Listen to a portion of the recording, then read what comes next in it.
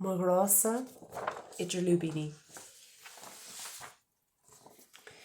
Níl mo Ghrá-sa mar bhlá na nairní, a bhíonn I neardín nó ar chrann ar bith.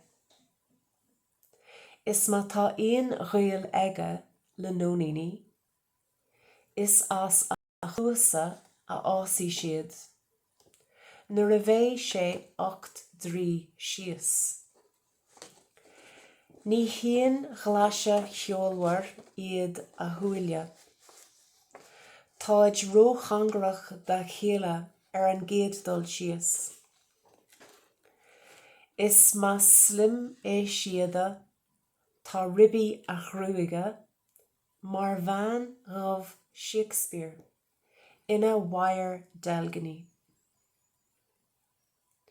Ach is cuma san, tugann sé dom úlla.